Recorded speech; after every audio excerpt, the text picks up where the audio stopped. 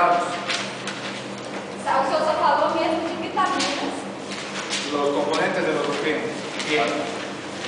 Iniciamos con la masticación, la dilución, y lo que vamos a ver en esta primera mitad de la clase es la motilidad gástrica. Bien. ¿Qué se entiende por motilidad? Al movimiento, Movimiento de mezcla. Hay movimiento de mezcla, pero en realidad la motilidad gástrica, en realidad es motilidad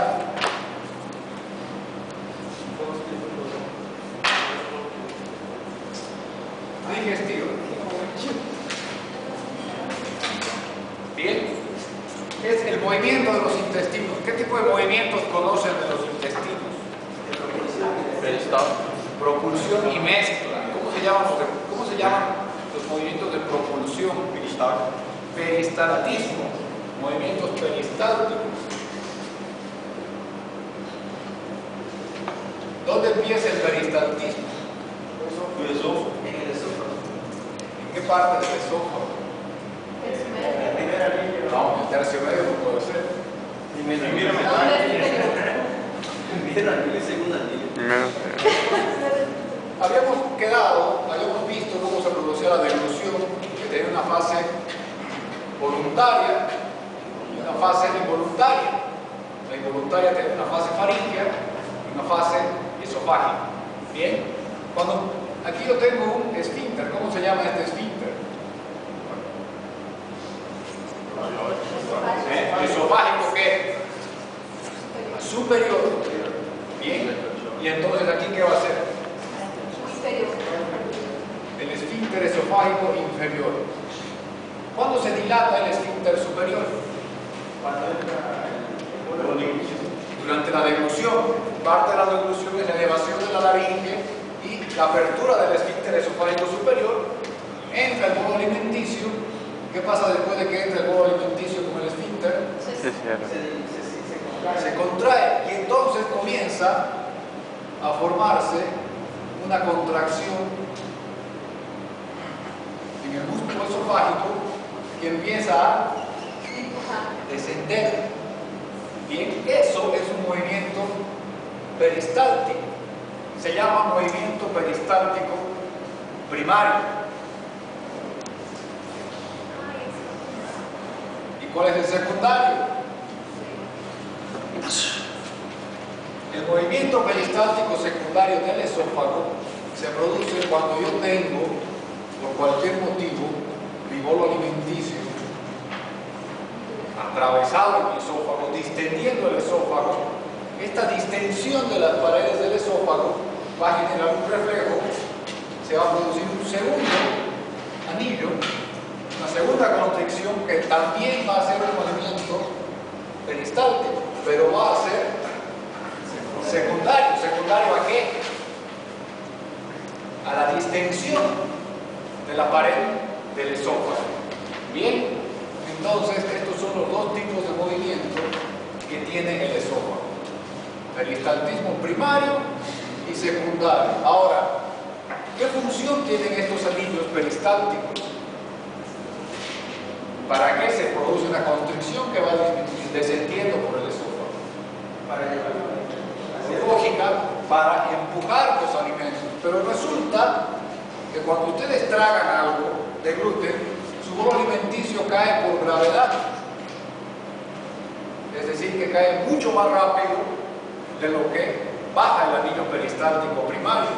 Ustedes mastican algo, lo tragan y el alimento cae hasta aquí, en lo que baja su anillo peristáltico y el alimento ha llegado a esta parte. Bien, entonces, ¿qué pasa con mi esfínter cuando llega esta onda peristáltica? Se tiene que relajar, se abre y permite el paso del alimento ¿a dónde? Estómago. Al estómago. Ahora, bien, ahí se acabó la historia del esófago.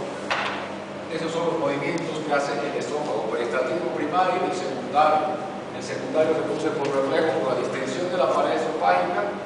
Bien, y el primario, más que una función de impulsar los alimentos, tiene la función de abrir el esfínter esofágico inferior. Bien, entonces se produce la apertura de mi esfínter esofágico, cae mi alimento al estómago. ¿Qué va a pasar en el estómago desde el punto de vista de la motilidad? ¿Qué funciones motoras, qué objetivos cumple el estómago con sus movimientos? Mezcla. ¿Mezcla de qué? De la secreción gástrica ¿con quién? Con alimento. Con los alimentos. La mezcla de los alimentos con el jugo gástrico van a formar el quimo. El quimo es eso. Aquí ya deja de llamarse bolo alimenticio y se llama quimo. Movimientos de mezcla. ¿Qué otro tipo de movimiento se produce en el estómago? En realidad eso más que un movimiento es una función gástrica, ¿no? Almacenamiento. ¿Quién dijo de absorción? ¿Qué cosa absorbe el estómago? Cereal. Aquí todavía están los pedazos de carne y no se pueden digerir. El glucógeno igual está en forma de moléculas demasiado grandes como para poder ser absorbidas. Lo mismo pasa con los ácidos grasos. No pueden absorberse en el estómago. Por eso el estómago tiene una función de almacén, de mezcla, y tiene otra función que es de propulsión o vaciado. ¿Qué cosa puede absorber el estómago? Las proteínas todavía están en proteínas y mi sistema digestivo no absorbe proteínas. ¿Qué cosa absorbe? Aminoácidos. Y aquí siguen siendo proteínas, son grandes. Lo mismo pasa con los ácidos grasos. Son moléculas muy grandes, no se pueden absorber en mi estómago. Tampoco el glucógeno y los carbohidratos, porque están en moléculas muy grandes. Por lo tanto, ¿qué cosa puedo absorber en mi estómago?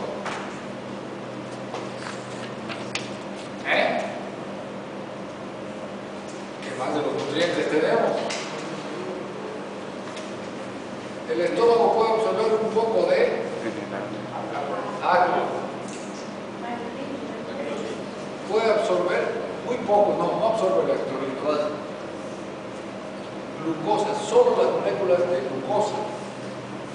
Bien, y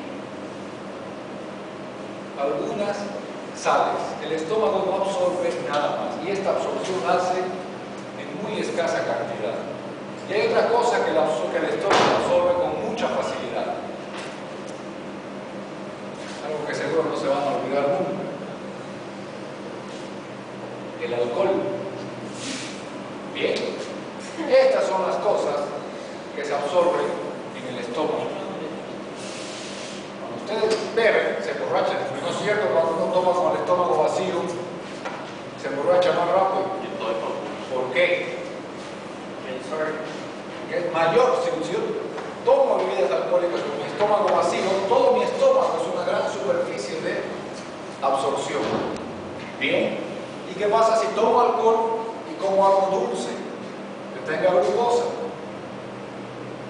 La glucosa se va a absorber a mi circulación, la glucosa va a arrastrar el agua y el agua va a arrastrar el alcohol.